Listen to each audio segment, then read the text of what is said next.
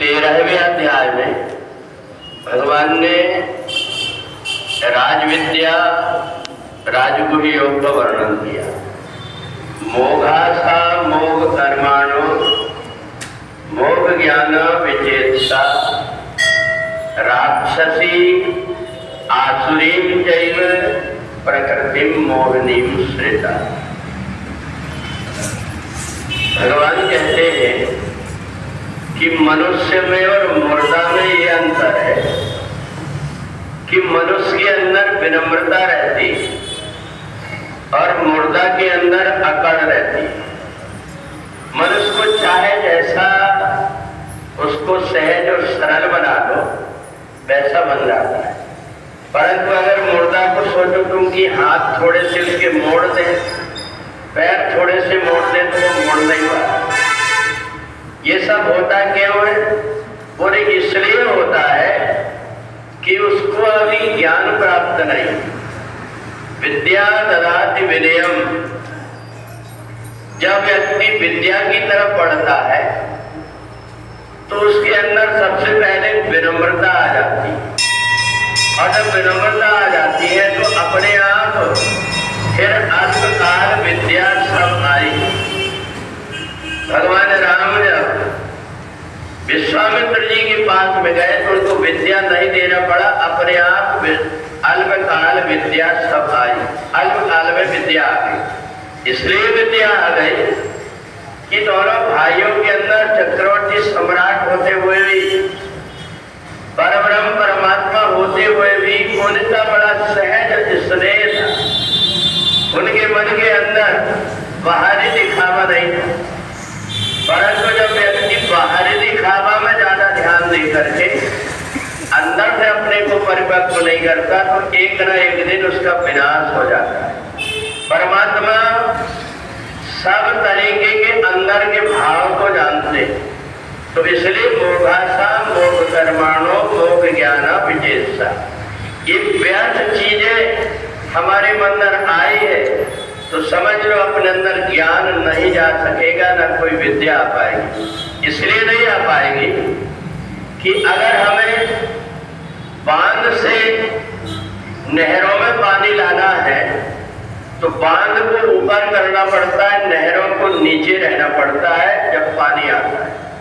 और यदि नहर बांध से ऊपर हो गई तो पानी नहीं आता, वो सूखी पड़ी रहती है। ऐसे ही ज्ञान भी, ज्ञान व्यक्ति को तब आता है जब उसके अंदर विनम्रता आ जाए। और इसलिए 13वें अध्याय में भगवान ने क्षेत्र क्षेत्र का बताया कि कैसा ये शरीर और आत्मा है। तो ये शरीर और आत्मा को हम 9वें अध्याय में किस प्रकार से दोनों का संबंध देखें।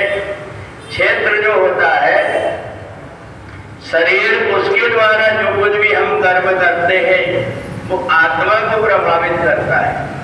तो इसलिए जब भगवान ने अपने मन की बात बताया कि जो व्यक्ति अपने जीवन में सहजता और सरलता को धारण करता है उसी के पास में विद्या आ पाती है। और इसलिए राजविद्या राजगुह योग में भगवान कहते मोघासा मोघ कर्माणो। जब व्यक्ति के अंदर व्यर्थ की चेष्टाएं होने लगती, उसको ऐसा लगने लगता है कि मैं कितने जल्दी बड़ा हो जाऊं, वो उतने जल्दी नीचे गिर जाता है। तो इसलिए भगवान ने अर्जुन से कहा कि तुम बड़े बड़े ज्ञान की बातें तो कर रहे थे, परंतु मेरे को कहने में संकोच नहीं लग रहा है कि तुमको ज्ञान कुछ भी नहीं है। एक नंबर के मूर्ख, तुमको ये भी पता नहीं है कि आत्मा अमर है, न जायते मृतेवा कदाचिन नायम भूत्वा भविष्यवान होया। ये आत्मा तो जिसको तुम कह रहे हो कि मर जाएगी, ये आत्मा तो अमर है, इस आत्मा का मरना संभव नहीं है।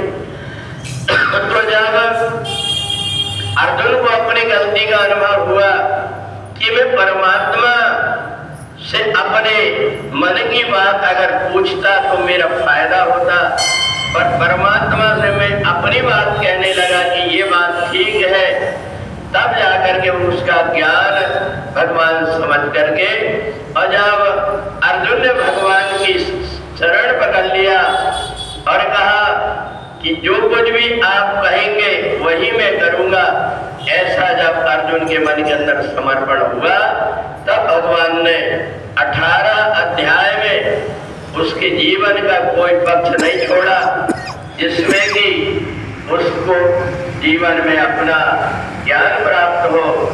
जीवन की हर परिस्थिति में अनेक अनेक प्रकार के ज्ञान की आवश्यकता होती है।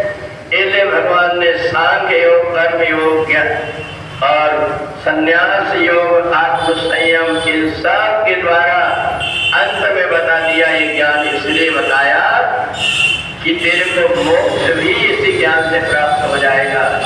तो इसलिए जो जीवन में अपने सहजता सरलता धारण करता है, परमात्मा उसके उतने नजदीक होता है। बोले वृंदावन बिहारी लाल की जय।